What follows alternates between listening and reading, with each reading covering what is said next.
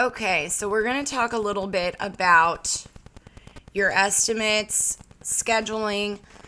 So as you can see, there's a space between each and every job. Those spaces represent the job drive time. So when you're scheduling a job, you're always wanting to look it up on Google Maps to see how far away each job is from one another. So therefore, for example, I'm going to look up this BJ's Pinellas Park.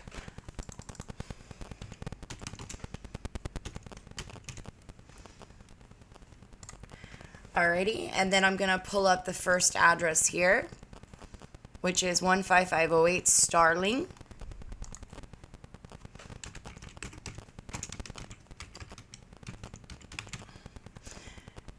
There it is. All right, so this particular job is in red. So obviously, as of right now, there's traffic, so it's going to create a couple of delays, but normally this will be green.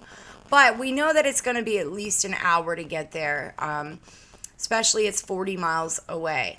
So being that it's about an hour drive time, that's why I separated this hour block right here, which is the drive time.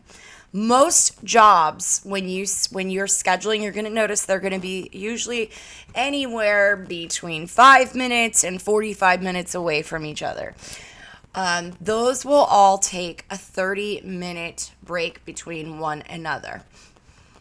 And that's what these little breaks are. If they're an hour distance, you create the hour drive time. That way we can have accuracy to job times and also arrival times. Now, when you're providing estimated arrival times for every customer, you always want to give them a 2-hour window. Now, if it's a first appointment type of deal, like these 3 guys right here, this is a business, so I don't count that one. You're going to tell everyone that it's sometime between 8 and 9 a.m. That is going to be for every single customer. That is a first appointment.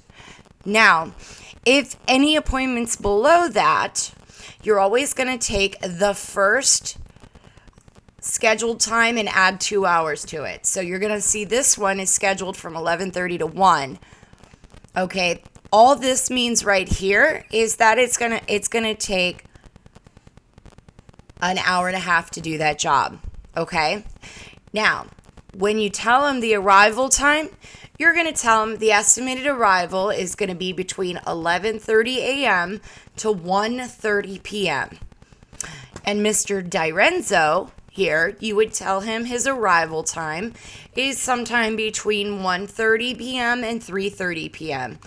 Mr. Wiscarda, his estimated arrival is sometime between 3 and 5. Now, the only reason why it works out that way is because he's a 2-hour job and he just so happens to be ending at 5 p.m. But always add 2 hours to the assigned time on the schedule for the arrival time.